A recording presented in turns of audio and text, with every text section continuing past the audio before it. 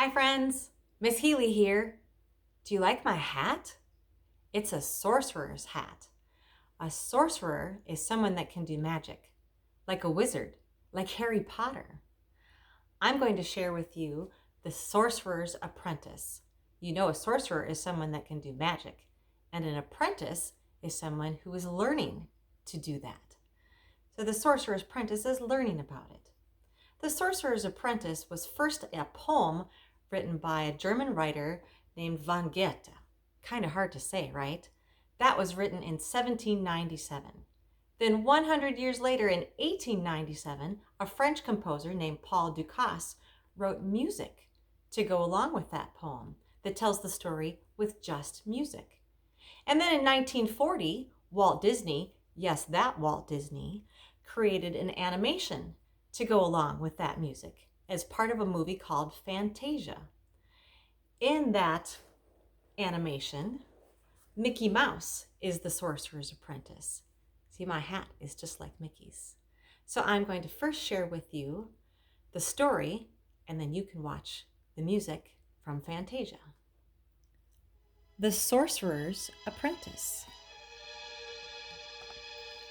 Once there was a man who knew everything there was to know about magic. He was a great sorcerer. The sorcerer had a wonderful hat. When he wore his hat, he could just think magic, and it would happen. He could think about a butterfly, and it would appear. But only the sorcerer knew the magic words to make it disappear. The sorcerer did not live alone. He had a helper named Mickey. Mickey did all the work. He swept the floor. He chopped the wood. He carried the water from the well. Mickey knew about the magic of the hat. "Oh, if I had that hat," said Mickey, "I would never have to work again." One day, the sorcerer had to go out. Mickey was alone at last. And there on the table was the sorcerer's magic hat. "Ha ha! Now I can be a sorcerer," said Mickey. He reached for the magic hat. He put the hat on his head. An old broom was standing by the wall. "Oh, I will put a spell on that broom," said Mickey. He did what the sorcerer always did. He pointed his fingers at the broom. The broom began to move. The broom grew 2 feet. It grew a right arm and then a left arm. "Broom," commanded Mickey, "pick up the buckets." The broom did just what Mickey said. "Go up the steps," said Mickey. The broom went up the steps. "Fill the buckets," said Mickey. So the broom filled the buckets. "Bring them back," said Mickey. The broom brought them back. "Pour the water," said Mickey. The broom poured the water. Mickey danced around the room. "Oh, oh, magic is easy," he cried. "I will never have to work again." Then Mickey sat down in the sorcerer's chair. "Work, broom, work," he said. While the broom went on filling buckets and pouring water, Mickey fell asleep. He dreamed he was the greatest sorcerer in the world. Suddenly, something cold and wet woke him up. It was a splash of water. Another splash knocked Mickey right out of the chair.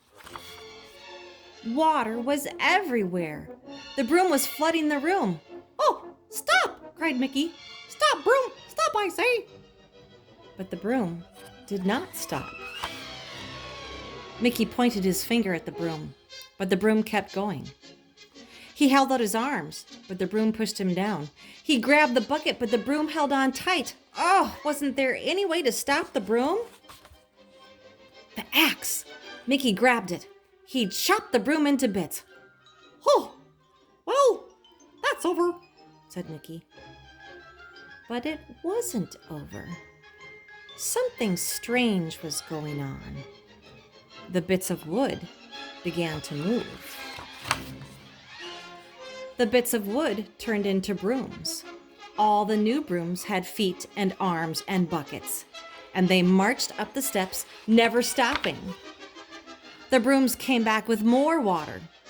Mickey leaned against the door to keep them out, but the brooms pushed it open. Mickey held out his arms to hold them back, but the brooms walked right over him. "Oh, I am a sorcerer," cried Mickey. "You must do as I say." But the brooms marched on and on.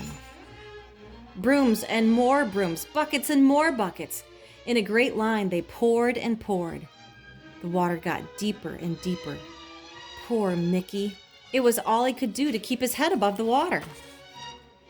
Then the sorcerer's book of magic floated by. Mickey grabbed it. Page after page, Mickey looked for the magic words that would stop the brooms. But the water began to whirl. Mickey couldn't read the words. Mickey hung on to the book as he went around and around in the water. Spinning faster and faster, Mickey was caught in a great whirlpool. Now there was nothing he could do. But what was this? A great dark shadow on the wall. The sorcerer had come back. He knew at once what Mickey had done. He raised his arms and roared a great command. The brooms and the water disappeared. Just one broom was left. It was the old broom standing by the wall. The sorcerer was frowning. He looked down at Mickey. Mickey took off the sorcerer's hat. Very carefully, ever so neatly, he made it look nice again. Then he gave the hat back to the sorcerer. "Ha ha, ha, ha, just a little magic trick, ha ha," said Mickey.